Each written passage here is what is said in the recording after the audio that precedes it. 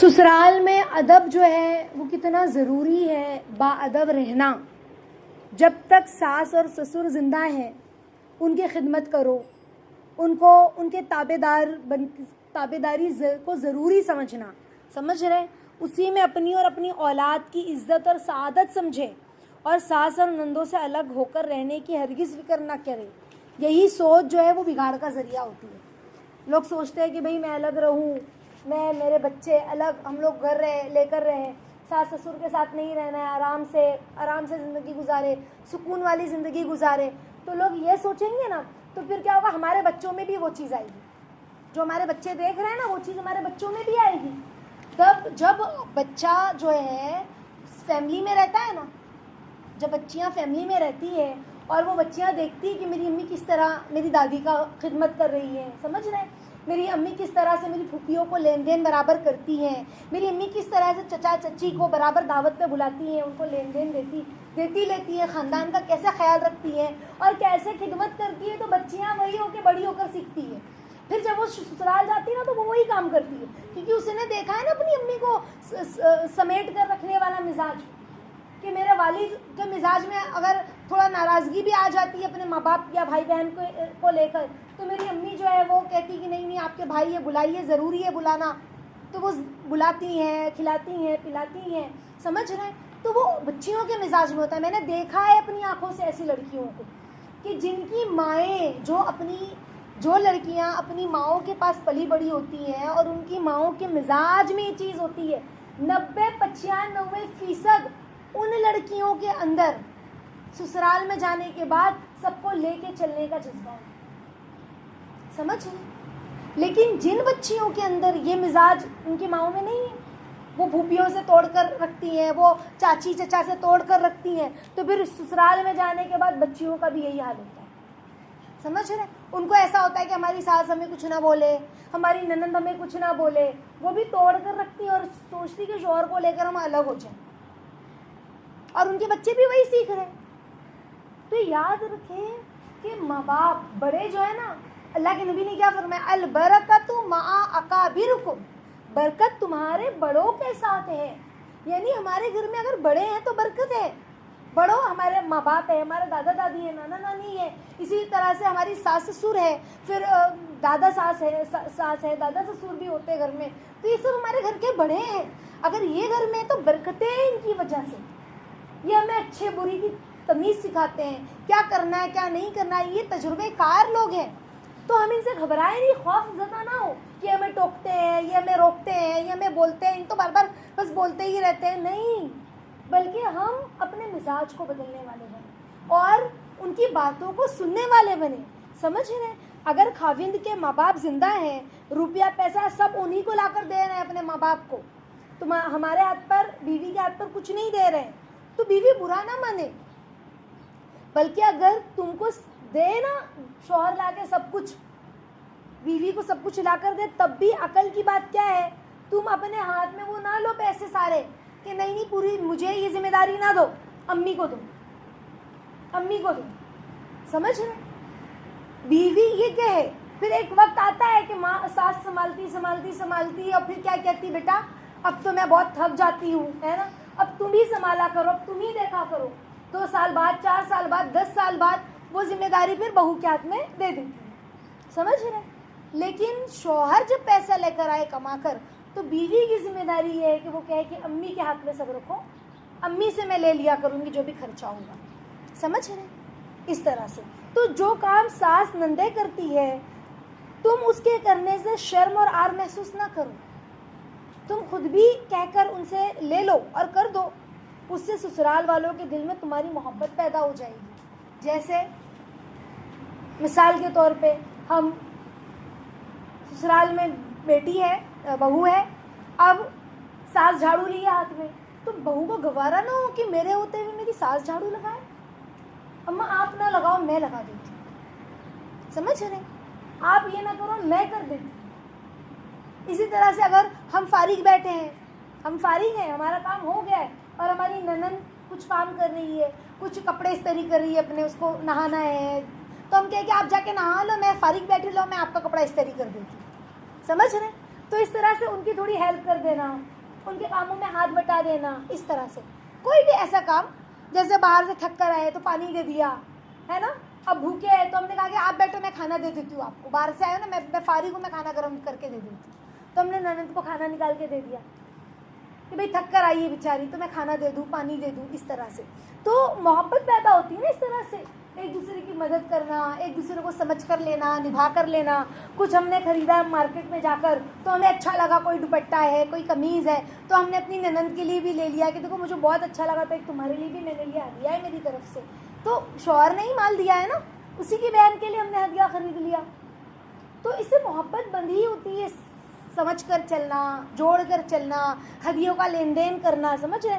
सास का अदब हर हम हुक्म में मिसल अपनी वालदा के, मुशफिका के करो, जैसे हमारी अम्मी का कैसा मदद करते हैं। हाँ, हर हाल में उनकी रजामंदी को हमें आगे समझना है। अगर हमें तकलीफ समझ में आ रही है, अगर हमें तकलीफ हो ना हो, लेकिन उनके खिलाफ एक कदम हमें नहीं चलना। सास ने अगर कह दिया तो हम सुन लें, बुरा लगा है खामोश हो जाए। मुंह टेढ़ा करना, बर्तन पटकना, चेहरा बना लेना,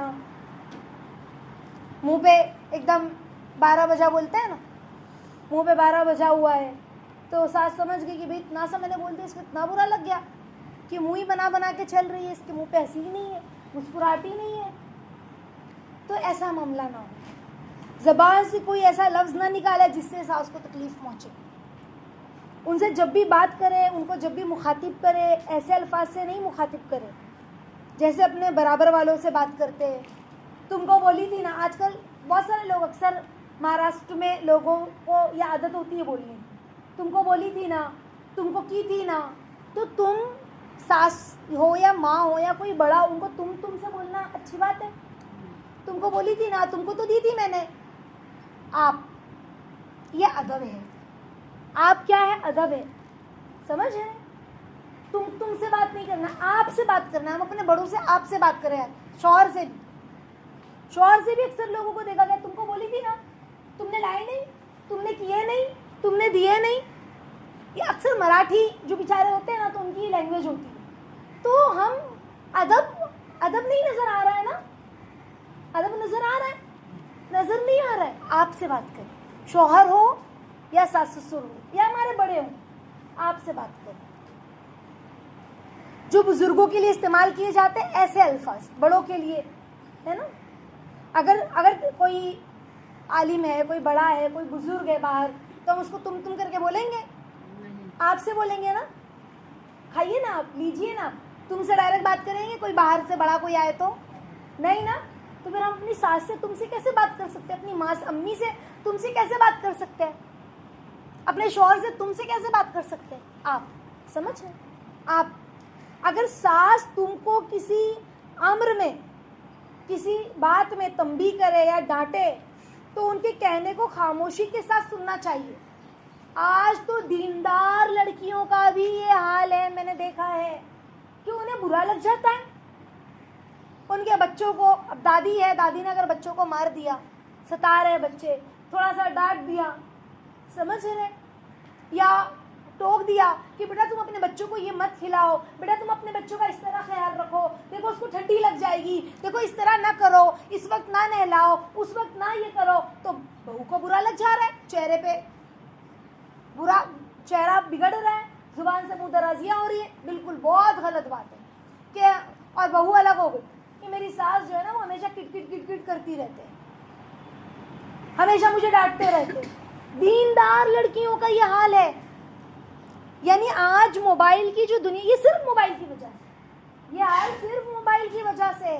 लड़कियां देर से घरों में सो के उठ रही हैं और सास कहे कि बेटा जरा जल्दी उठ जाया करो, कुछ नहीं तो 9-8 बजे ही उठ जाया करो, तो बहू को बुरा लग जाता है कि मेरी सास तो मुझे सोने भी नहीं देती। हाँ, उनको तो ये ही है, उनको तो ये है, वो है। तो बहुत ये सब मोबाइल, दीनदार लड़कियों का ये हाल है। दीनदार लड़कियों का मोबाइल ने बर्बाद कर दिया। दीनदार मतलब तालीम में उठने बैठने वालियाँ। तो हम भी ऐसे हो जाएं तो हम अल्लाह को क्या जवाब देंगे? समझ रहे, क्या जवाब देंगे? तो अगर हमारी सास वो हमारी बड़ी है, अगर वो हमें किसी बात में टोकते हैं, बोलते हैं, अक्सर सास लोग बताते हैं ये बात कि हम तो ऐसे करते थे, हम तो वैसे करते थे, तो हम बुरा ना माने ना। हम क्या अम्मी वो दौर आपका अलग था, ये दौर अलग है, समझ रहे? तो ये सारी बातें हमें नहीं बोलनी, हम खामोशी से सुन लें, खामोशी से सुन ले। ये दौर अलग है, वो दौर अलग है, ये सब नहीं बोलना है। दौर अलग नहीं है, मोबाइल खाली आ गया उसमें। पहले के दौर में मोबाइल नहीं था, इस दौर में मोबाइल है, बस इतना फर्क है। और बताऊं कितनी आसानियां हैं। पहले के दौर में लोग अपने हाथों से कपड़े धुलते थे, आज तो तुम्हारे पास वॉशिंग मशीन है। पहले के दौर में तो लोग अपने हाथों से मसाला पीसते थे, आज तो तुम्हारे पास मिक्सर है। पहले के दौर में लोग मिट्टी से अपने जमीन को लीपते थे, कितनी मुश्किल होती थी मिट्टी से पोंछने में। अभी तो यूं पोछा घुमाया, सर सर सर सर निकल गया, मॉप लिया, मॉप से कर लिया।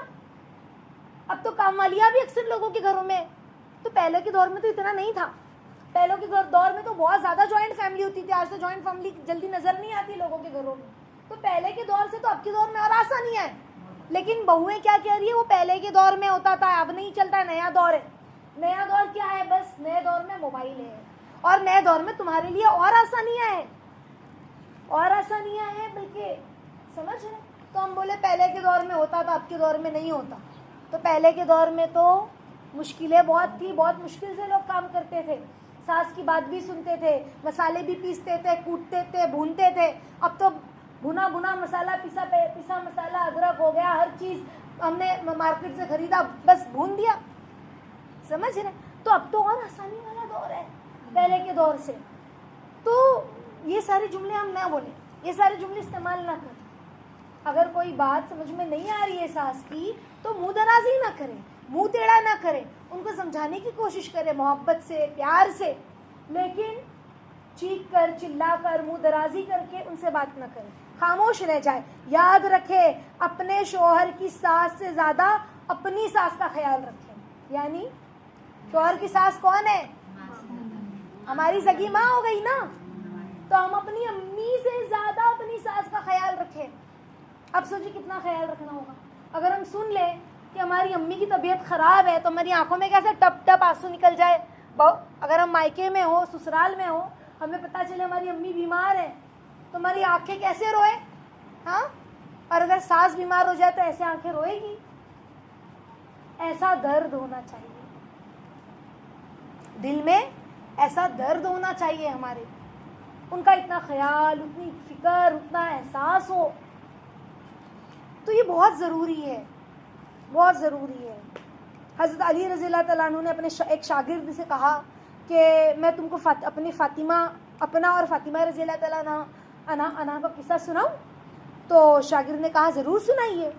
तो हज़रत अली रज़ी अल्लाह तआला अन्हु ने क्या फरमाया मालूम है? अपने हाथों से चक्की पीसती थी, जिसकी वजह से हाथ में छाले पड़ गए थे। वाकई में पहले के दौर में लोग चक्की भी पीसते थे। हमारे गाँव में पहले के दौर में, आज तो हमारे पास कुटी कुटाई दाल खाली राशन से लिया और दाल खरीद के पका के खा लिया ना। पहले के दौर में दाल आती थी बाहर खेत से, तो वो चक्की में, पत्थर की चक्की में डाल कर, उसको घुमाकर, वो दाल के टुकड़े करके फिर उसको पकाया जाता था, समझ रहे? तो हाथ में छाले पड़ गए, खुद ही पानी की मश्क भरकर लाती थी, जिसकी वजह से सीने पर रस्सी के निशानात पड़ गए थे। घर में झाड़ू वगैरह अपने हाथों से लगाती थी, जिनकी वजह से कपड़े मैले कुचैले हो गए थे। कौन कह रहा? हज़रत अली रज़ी अल्लाह तआला अन्हु। किसकी दास्तान सुना रहे हैं? खातून जन्नत हज़रत फातिमा रज़ी अल्लाह तआला अन्हा, अल्लाह के नबी सल्लल्लाहु अलैहि वसल्लम, सरदार दो आलम सल्लल्लाहु अलैहि वसल्लम की लाडली बेटी की कहानी सुना रहे हैं, उनका वाक़या सुना रहे हैं, उनकी बातें बतला रहे हैं कि एक मरतबा अल्लाह के नबी के पास लौंडी और ग़ुलाम आए। मैंने फ़ातिमा से कहा तुम भी अल्लाह के नबी सल्लल्लाहु अलैहि वसल्लम के पास एक खिदमत गुजार ले आओ, ताकि तुमको कुछ मदद हासिल हो। तो बाज़ रवायतों में यूँ है कि फ़ातिमा रज़ी अल्लाह तआला अन्हा ने खुद गुजारिश की थी कि या रसूलल्लाह, मेरे और अली के पास एक ही बिस्तर है, वो भी भेड़ के चमड़े का है, रात को बिछा कर सोते हैं, सुबह इस पर घास दाना डालकर ऊँट को खिलाते हैं। हमारे पास 2 चादर 3 चादर है बिछाने के लिए, तो उसको देख देख क्या हम थक गए, तो हमने क्या बोले, एक और ख़रीदनी पड़ेगी चादर, है ना, एक चादर और ले लेते हैं, अच्छा रहेगा। ये कह रहे एक ही है जिसमें दिन में जानवर को चारा डालते हैं, रात में उसी पे सोते हैं। अल्लाह के नबी ने क्या फरमाया सल्लल्लाहु अलैहि वसल्लम ने ये सुनकर? हमारी अम्मा क्या कहेगी? हम कहेंगे अपनी अम्मा से, तो अम्मा कहेगी बेटा रुक मेरे पास है, मैं देती हूँ, ये ले पैसा खरीद लेना। क्यों नहीं बोलती अपने शौहर को? लेके आएंगे ना, ऐसा कुछ जुमला बोलेंगी ना हमारी अम्मी हमें। लेकिन अल्लाह के नबी सल्लल्लाहु अलैहि वसल्लम ने क्या फरमाया? सब्र करो। हज़रत मूसा और उनकी बीवी, मूसा अलैहिस्सलाम और उनकी बीवी के पास 10 साल तक एक ही बिस्तर था, और वो मूसा अलैहिस्सलाम के जुब्बे का था। वो बिस्तर किसका था? उनका जो जुब्बा है ना, जो पहनते थे, उसका था। उसी जुब्बे को बिस्तर बना लेते, रात में उसी को बिछाकर सोते थे। तो कहा कि तुम परहेजगारी इख्तियार करो। अपनी बेटी से कह रहे हैं तकवा इख्तियार करो, अल्लाह से डरो, अल्लाह तकवे के साथ रहो, अल्लाह से डरती रहो, अपने परवरदिगार के फ़राइज़ अदा करो, नमाज रोज़े की जो भी पाबंदी है वो सब करो, और घर के कामकाज में लगी रहो। सिर्फ फ़राइज़ अदा करने का हुक्म दिया, क्या कहा? घर के कामकाज में लगी रहो, और जब सोने का इरादा करो ना बेटा, तो 33 मरतबा सुभान अल्लाह, 33 मरतबा अल्हम्दुलिल्लाह, 34 मरतबा अल्लाहु अकबर पढ़ लिया करो। ये चीज़ खिदमत गुजार खादिम से बेहतर है। तो हज़रत फ़ातिमा रज़ी अल्लाह तआला अन्हा ने क्या फरमाया? मैं अल्लाह और उसके रसूल से राज़ी हुई है या नबी अल्लाह। अपनी वालिद से क्या कहा सल्लल्लाहु अलैहि वसल्लम? हज़रत फ़ातिमा रज़ी अल्लाह तआला अन्हा ने कहा कि मैं अल्लाह उसके रसूल से राज़ी हूँ। कैसी भी बेटी थी। हाँ, आज मैंने कहा ना, दीनदार लड़कियों का हाल इतना बुरा है कि फजर की नमाज पढ़ने के लिए उनके दरवाज़ों को ठोकते रहो। बेटियाँ बहुएँ निकल के नमाज पढ़ने ही नहीं उठ रही हैं। फजर कज़ा, ऐसी नींद के आलम में एहसास ही कोई नहीं है। समझ रहे? नमाज की कीमत ख़त्म। हालांकि अल्लाह के नबी कह रहे हैं नमाज दीन का सुतून है, अस्सलातु इमादुद्दीन, नमाज दीन का सुतून है। तो बताओ बेबरकती नहीं होगी? नमाजें नहीं पढ़ रही है बहुएं, फजर छोड़ रही है, नापाकी की हालत में घरों में जो है ना चल रही हैं, पूरे दिन नापाकी की हालत में खाना बन रहा है, नापाकी की हालत में झाड़ू लग रहा है। अब बताओ तुम पूरे घर की साफ सफाई कर रही हो ऐसी हालत में जिस हालत में फरिश्ते तुम पे लानत भेज रहे। औरत जब नापाक होती है, जनाबत की हालत में होती है, उसी हालत में वो दिन भर फिरती रहे, तो फरिश्ते जब तक कि वो पाक नहीं हो जाते उस पर लानत भेजते रहते हैं। तुम पर लानत पड़ रही है, तुम काम कर रही हो उसी गंदे हालत में, तुम खाना बना के बच्चों को खिला रही हो, नाश्ता कर रही हो, शौहर को नाश्ता दे रही हो, तो बताओ बेबरकती नहीं होगी? बेबरकती नहीं होगी? हाँ, झगड़े लड़ाई नहीं होगी? तुम्हारे दिमाग में खन्नास नहीं घूमेगा? फिर सास की बातें नहीं अच्छी लगेगी, शौहर की बातें अच्छी नहीं लगेगी, शौहर से झिक-झिक, सास से झिक-झिक, बच्चों को मारना पीटना, फिर क्या तरबियत हुई? बच्चे बदतमीज हो रहे हैं, बच्चे नाफरमान हो रहे हैं। समझ रहे? तो बहुत ज़रूरी है ये सारी चीज़ों को, एक औरत को, एक बीवी को ख्याल रखना। तो ससुराल का अदब कितना ज़रूरी है। अल्लाह ताला सभी को आफियत के साथ, तमाम बेटियों को ससुराल का अदब करने वाला बनाए। मैंने कहा ना, जो औरतें ससुराल वालों को लेकर नहीं चलती तो फिर उनके बच्चे भी उन्हें लेकर नहीं चलेंगे बड़े होने के बाद, क्योंकि उन्होंने वही देखा है ना। समझ रहे? वही देखा है। तो ससुराल में अदब बहुत ज़रूरी है। उनका अदब, रिस्पेक्ट, अल्लाह ताला सभी को, सारी बेटियों को जो है बाअदब बनाए आफियत के साथ। आमीन या रब्बल आलमीन।